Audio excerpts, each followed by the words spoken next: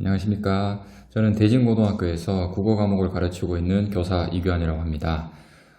오늘 이번 시간에 2024학년도 대학 수학능력시험 대비를 위한 6월 모의평가 분석을 바탕으로 여러분들이 실제 치르게 되는 11월 본수능에 대한 학습 대비책을 어떻게 수립하고 실천해야 하는가에 대해서 여러분들과 함께 살펴보고자 합니다. 자, 그럼 먼저 화면에 나와 있는 것처럼 2024학년도 6월 모의평가 지문 구성 및 문항 구조, 난도에 대해서 먼저 간단하게 살펴보도록 하겠습니다. 표에 나와 있는 것처럼 2024학년도 6월 모의평가 지문 구성을 살펴보면 실제 2023학년도 11월 달에 치른 대수능의 지문 구성과 크게 다르지 않다라는 것을 알 수가 있습니다. 그 구성이 크게 다르지 않다는 것은 원래 2024학년도 대학 수학능력시험에서도 유사한 지문 구조와 문항 형태가 출제될 것이다 라는 것을 예상할 수 있습니다. 그럼 미리 지문의 구조나 이 문항의 유형 등이 예상이 된다면 기출문제 등을 중심으로 지문의 구조와 문항 유형 등을 적절히 분석해서 실질적으로 반복 훈련을 한다면 여러분들이 대수능에서도 당황하지 않고 여러분들의 실력을 최대한 발휘할 수 있지 않을까 합니다. 조금 더 세부적으로 살펴보면 공통 과목에서는 독서 4지문 총 17문항이 출제가 되었었고 문학에서는 4개 분야 6작품에서 총 17문항이 출제가 되었습니다.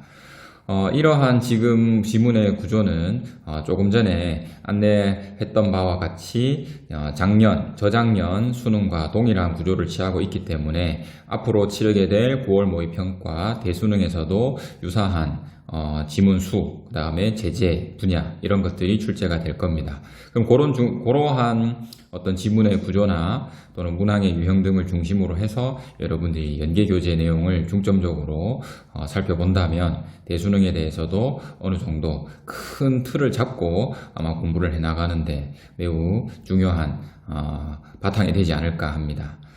선택 과목에서도 작년 수능과 크게 다르지 않습니다. 화법과 작문은 총 11문항이 출제가 되었는데요. 화법, 작문 각각 독립문항으로 3문항씩 그리고 화법, 작문, 융합문항으로 5문항 이렇게 출제가 된 건 작년과 유사하다고 볼 수 있습니다. 언어와 매체 문항도 역시 언어 독립문항이 5문항이고 매체 독립문항이 5문항인데 그 매체와 이 언어가 융합된 그 매체 영역에서 매체가 가지는 그 언어의 특징을 바탕으로 문법적 개념을 물어보는 그런 문항이 한 문제 더 출제가 되어서 총 11문항으로 출제가 되어 있습니다. 근데 이런 형태와 지문 구조는 역시 작년 수능과 동일하기 때문에 기출 문제들을 좀 중점적으로 살펴본다면 어떻게 지문에 접근해야 하고 문항을 해결해야 하는지에 대해서 나름의 전략과 팁이 생기지 않을까 합니다. 그래서 기출문제를 좀 부지런히 성실하게 살펴보면서 분석하는 학습이 매우 중요하다고 볼 수 있을 것 같습니다. 그리고 지금 화면에 보면 독서에서는 이렇게 총 4지문 중에서 3지문이 EBS 연계가 되었고 특히나 이 3지문 연계가 전부 사회, 과학, 인문과 같이 우리 수험생들이 실질적으로 독해를 해야 되는 제재 분야에서 모두 연계가 되었기 때문에 조금 이따가 이야기가 될 이야기지만 EBS 연계 체감도가 매우 높아서 독서 난도가 전체적으로 조금 낮아진 게 아닌가라는 생각도 듭니다. 문학에서도 보면 총 6작품에서 50%, 즉 3작품이 연계가 되어 있다는 것을 볼 수 있습니다. 이런 점을 바탕으로 보면 EBS 연계교재 학습은 여전히 매우 중요성이 크다라는 것을 알 수가 있을 것 같아요. 그래서 수험생들이 11월 대수능 칠 때까지는 아무래도 연계 교재를 좀 기준으로 해서 그 반복적으로 살펴보는 그런 학습 전략이 아주 중요해 보입니다. 두 번째로 올해 6월 모의평가 난도를 같이 살펴보도록 하겠습니다. 이번 6월 모의평가는 작년 대수능과 난도가 유사하다라는 평가가 있습니다. 또는 작년 대수능보다는 조금 더 난도가 쉬워졌다라는 평가도 있는데 이러한 점으로 볼 때 아마 대수능에서도 매우 어려운 수능보다는 쉬운 기조의 수능을 가져갈 가능성도 있습니다.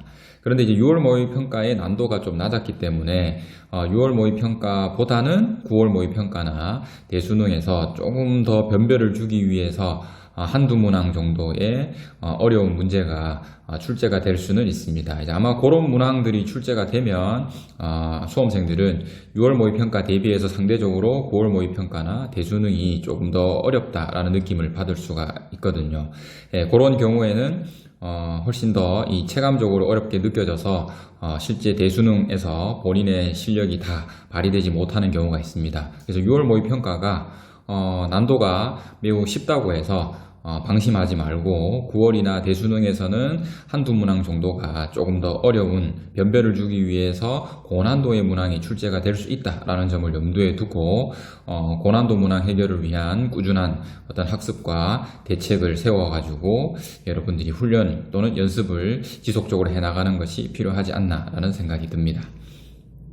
네, 그래서 조금 더 6월 모의평가 난도가 쉬웠다라는 전체적인 평가 안에서 세부적인 내용을 살펴보면 6월 모의평가의 난도가 조금 쉽게 평가가 되거나 학생들이 느끼게 되는 이유는 아마 이 독서의 낮은 난도가 아주 큰 영향을 미치지 않았을까 싶습니다. 보통은 많은 학생들이 문학보다는 상대적으로 독서를 어렵게 느끼는데 이번 6월 모의평가에서는 앞서 설명한 바와 같이 4개 지문 중에 3개의 지문이 EBS 연계교재의 지문을 연계하다 보니 학생들이 조금 더 쉽게 느끼면서 아마 이 어렵지 않게 문항을 해결해 나가지 않았나 싶습니다. 이런 점을 고려해보면 이 독서에서는 EBS 연계교재의 학습 중요성이 매우 크다라는 것을 알 수가 있을 것 같습니다.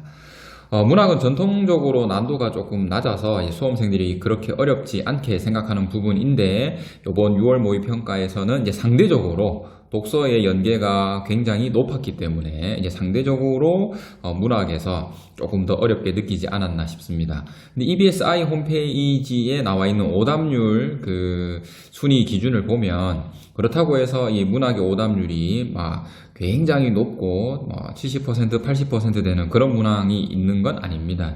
그래서 전반적으로 독서와 문학의 난도가 평이했다라고 볼 수 있을 것 같고 선택 과목에서 역시 화법과 작문은 예년의 수능 난도나 기출문제의 유형을 그대로 따랐기 때문에 많은 학생들이 크게 어렵지 않게 접근을 할 수 있었던 것 같고 언어와 매체에도 크게 어려운 고난도 문제는 없었지만 조금 우리가 유념해서 살펴봐야 될 부분은 이 문항의 정답을 판단하는데 매우 많은 시간이 걸리도록 소모되도록 문항을 설계한 것들이 좀 특징적이었습니다.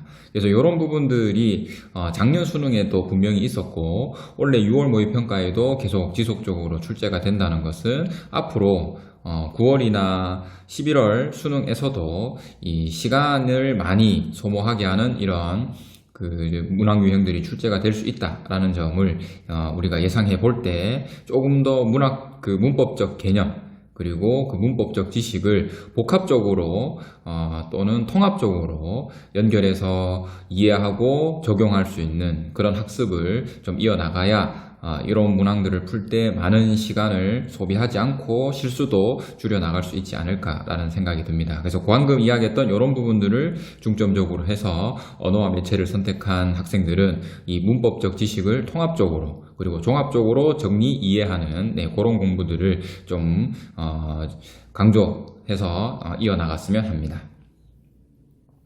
세부 영역별 특징을 살펴볼 건데 크게 지문이나 문항 구조가 변하진 않았기 때문에 독서 영역의 또는 문학 영역의 특징으로 해서 매우 두드러진 어떤 특징이 드러나 있지는 않고 일반적으로 우리가 지금 현재 독서 영역의 또는 문학 영역의 특징이라고 할 수 있는 부분들을 몇 가지 살펴보겠습니다.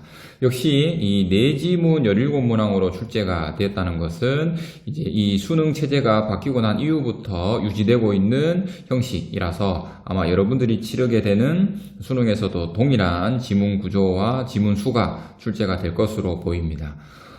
수능이 바뀌면서 지금 현재 조금 특징적으로 추가된 지문이 바로 이 독서 이론 제재 지문이라고 볼 수 있습니다. 그런데 지금 화면에도 적혀 있지만 이 독서 이론 제재는 갑자기 생겨난 지문이 아니라 2014학년도 모의평가와 대수능에서 이런 지문을 다룬 적이 있습니다. 그래서 예전에 이런 지문들이 다시 부활해서 최근에 추가된 지문이라고 보면 될 것 같습니다. 그래서 여러분들이 저작년 기출문제를 살펴보는 것도 좋지만 조금 더 많은 기출문제를 접하고 싶다면 2014 대수능 B형이나 2014 6월 모평 B형도 함께 살펴본다면 이 독서의 방법 또는 태도에 관련된 그 지문 구성과 그 다음에 문항의 어떤 핵심 주안점 등을 또 반복적으로 살펴볼 수 있는 좋은 자료가 되지 않을까 합니다. 원래 6월 모의평가도 그렇고 작년 대수능도 그렇고 이 독서 이론 제재는 최근에 이 지문의 정보를 정확하게 정리하는 독해하고 이를 구체적 사례에 적용할 수 있는 그런 능력을 측정하는 문항이 자주 출제되고 있으니까 여러분들은 이 독서의 이론 또는 독서과 관련된 어떤 지식들을 구체적 사례에 적용 분석하는 그런 문항들을 좀 반복적으로 훈련해서 푸는 그런 공부를 하면 아마 굉장히 쉬운 문제가 되지 않을까 합니다. 이 독서 이론 제재가 추가됨에 따라서 조금 여러분들이 생각해 봐야 될 문제는 이 인문 사회과학 제재 지문의 정보가 이제 충분하게 제시되지 않는 그런 특징들이 있습니다. 이제 그게 최근에 출제 경향의 중요한 특징인데 지문에 제시된 정보가 충분하지 않다 보니까 대체로 문항에서는 이 추론적 사고를 통해서 문제를 해결하는 그런 문항들이 많이 출제가 되고 있는 그런 특징을 보여주고 있습니다. 그래서 많은 수험생들이 이러한 문제가 앞으로 수능에서도 계속 출제가 될 것으로 예상을 한다면 이 추론적 독해나 추론적 어떤 이해를 할 수 있는 공부를 체계적으로 계획에 넣어가지고 반복적 훈련과 연습을 하는 문제풀이도 꾸준히 이어나가는 것이 매우 중요하다라고 볼 수 있을 것 같습니다. 그리고 2021학년도 수능부터 계속해서 출제가 되는 주제통합 지문은 원래 6월 모의평가에서도 똑같이 출제가 되었기 때문에 이런 가나로 주제를 통합해서 내용을 이해하고 정리하는 그런 지문들을 연계교재에서도 좀 중점적으로 살펴보면서 독해 능력이나 또는 문항에 접근하는 방법 등을 다양하게 고민해보는 것이 매우 필요하다라고 보입니다. 문항 영역의 특징은 작년 대수능과 비교해볼 때 눈에 띄는 큰 변화는 없고 갈래복합 세트 문항이 계속적으로 2018학년도 이후부터 유지 출제가 되고 있으므로 이 다양한 갈래를 복합적으로 엮어서 주제를 감상하고 세부 내용을 이해하도록 하는 그런 문항들을 좀 많이 살펴보면 좋을 것 같습니다. 역시 선택 과목에서도 특징은 크게 달라진 바는 없기 때문에 화면에 나와 있는 내용을 여러분들이 좀 꼼꼼하게 살펴보면서 이 화법과 작문, 언어와 매체의 공부는 기출문제를 중심으로 반복되는 문항 출제 유형들을 살펴보면서 이 문제풀이를 꾸준히 해나가는 것이 매우 중요한 학습이다라고 생각이 됩니다.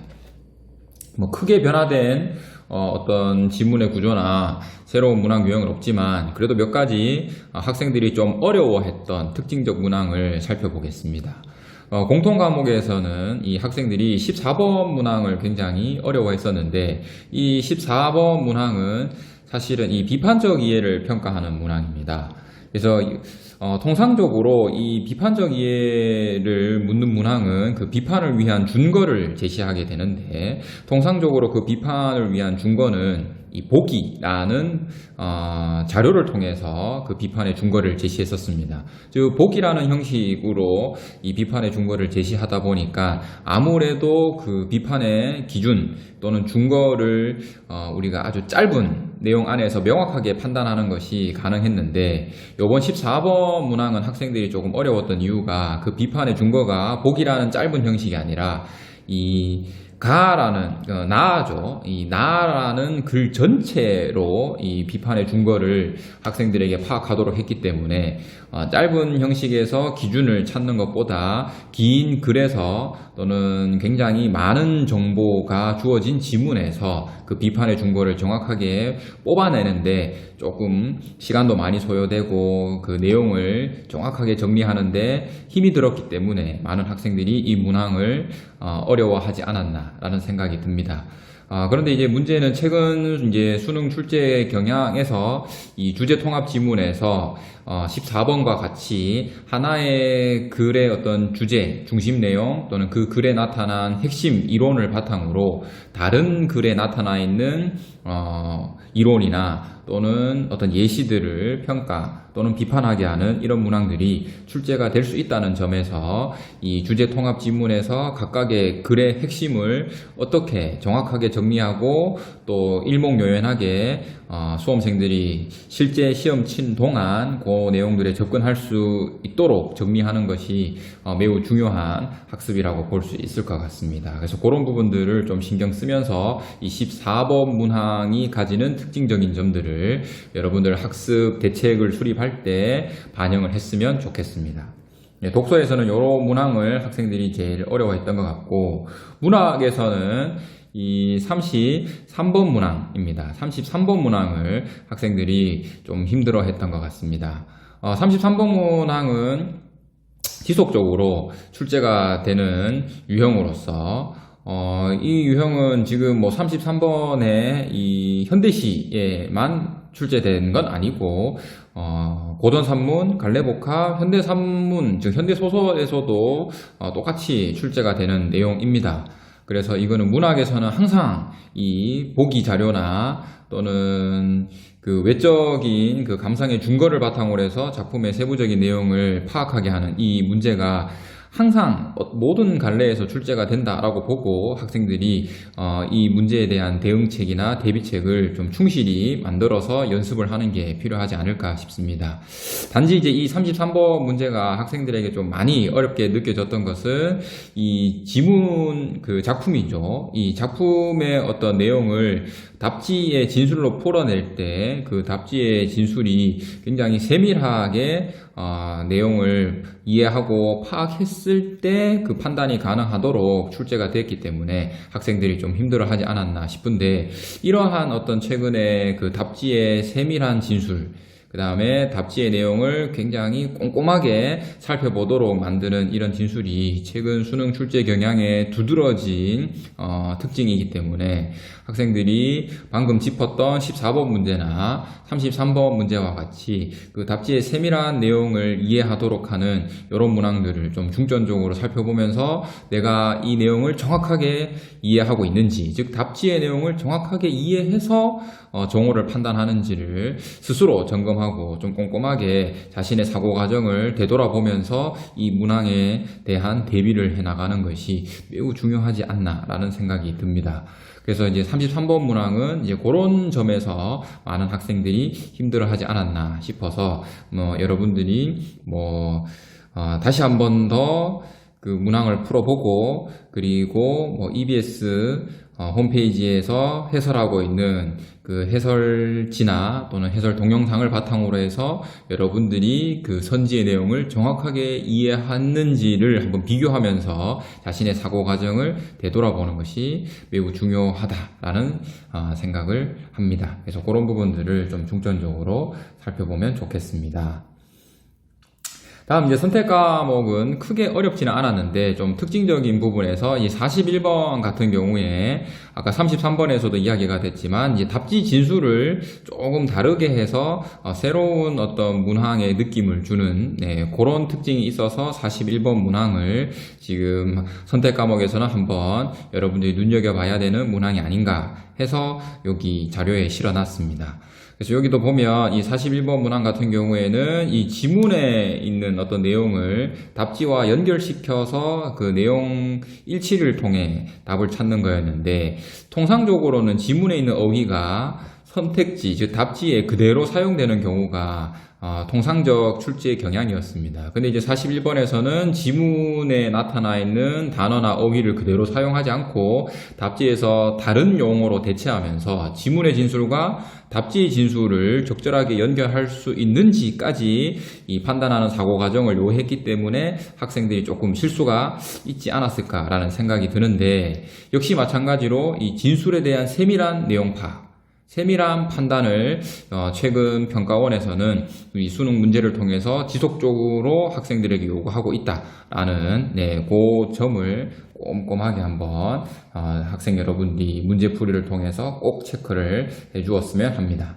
37번 언어와 매체의 경우에는 통상적으로 문법 개념 지식 하나 또는 한 2개 정도를 한 문항에 담아서 학생들이 정답을 판단하도록 했었던 것에 비해서 37번 같은 경우에는 현재 시제, 서술어 자릿수, 그 다음에 안긴 문장 등의 이 개념을 복합적으로 사용해서 답을 찾도록 만들어가지고 굉장히 정답을 판단하는데 많은 시간이 소요되도록 설계한 문항이라고 보입니다. 그래서 이런 문항들이 계속해서 출제가 된다면 실제 학생들이 수능 문제를 풀 때 시간 안배에 문제가 발생할 수도 있겠죠. 그래서 이런 문제들을 적절하게 대응하기 위해서는 언어와 매체를 선택한 친구들은 이 문법적 지식을 단편적으로 외우고 공부하지 말고 서로 연결되는 지점, 그 다음에 서로 관련 있는 문법 지식들을 융합하거나 복합적으로 연계해서 그 지식에 대한 체계적 정리와 이해를 하는 방향으로 공부를 해 나가는 것이 이 37번과 같은 문항이 등장했을 때 정확하게 실수를 덜 하면서 많은 시간을 세이브할 수 있는 아마 그런 문항 전략 풀이가 나타날 거라고 생각이 듭니다. 그래서 이제 37번 같은 문항이 출제될 때는 그런 문법 지식에 대한 복합적 정리와 이해를 중심으로 문법 개념들을 공부해 나가는 학습이 중요하다라는 점을 다시 한번 여러분들이 기억을 해줬으면 좋겠습니다. 끝으로 이러한 6월 모의평가 분석을 바탕으로 했을 때 이제 각자 상위권 학생들의 경우에는 앞으로도 이 독서 영역에서 굉장히 오답률이 높은 고난도 문항이 출제가 될 거니까 상위권 학생들은 이 고난도 문항에 대한 적절한 대비를 위해서 이 독서 영역에 대한 꾸준한 훈련과 체계적인 학습 대비를 해 나가면 훨씬 더 좋은 점수와 그 다음에 실수를 줄여가지고 원하는 결과를 얻을 수 있을 거다라고 생각이 들고, 중위권 학생들의 경우에는 대체로 지문을 잘 읽어내지 못해서 실수하는 경우가 많기 때문에 EBS 연계교재를 바탕으로 지문을 꼼꼼하게 분석하고 읽어가면서 지문의 내용을 정확하게 내가 잘 정리하고 이해하고 있는지를 중점적으로 학습 계획에 반영해서 꾸준히 실천하는 것이 필요하다라고 보이고, 하위권 학생들의 경우에는 아마 대체적으로 기본적 독해 능력이 좀 부족한 경우가 많기 때문에 기본 독해력이 바탕이 되는 어휘력 학습을 좀 우선적으로 할 필요가 있고, 그리고 이 문학 작품을 감상하는 데 필요한 기본적 개념과 지식들을 좀 익혀 나가는 것이 기본 지문이나 작품에 담겨 있는 정보를 이해하고 읽어가는데 매우 중요한 바탕이 될 것으로 보입니다. 네, 각각의 이제 본인의 위치에 따라서 세워야 될 학습 계획이나 전략들이 조금씩 다를 텐데, 본인 그 6월 모의평가 분석을 통해서 본인이 좀 약하다고 생각하는 부분, 또 본인이 부족해서 보완해야 되겠다라고 생각하는 부분들을 중점적으로 분석하고 살펴보면서 이제 앞으로는 9월 수능 칠 때까지는 그 약점인 부분을 보완해 나가는 그 시간을 더 늘려서 실제 9월과 수능에서는 그런 약점이 잘 보완된 또는 그 약점이 사라진 그런 어떤 학습을 이룬 상태에서 수능을 치를 때 아마 여러분들이 원하는 결과를 얻을 수 있지 않을까 싶습니다. 그래서 이 6월 모의 평가는 본인의 약점, 단점 이런 것들이 무엇인지를 정확하게 짚어내고 파악하는 그런 자료로 적극적으로 활용하면 좋겠습니다. 네, 이상 짧은 시간이지만 6월 모의 평가를 통해서 2024학년도 수능을 위해 어떤 학습 전략과 대책을 세워서 공부를 해야 되는지 여러분들과 간략하게 한번 정리를 해봤습니다. 네, 이상 그와 관련해서 마치도록 하겠습니다.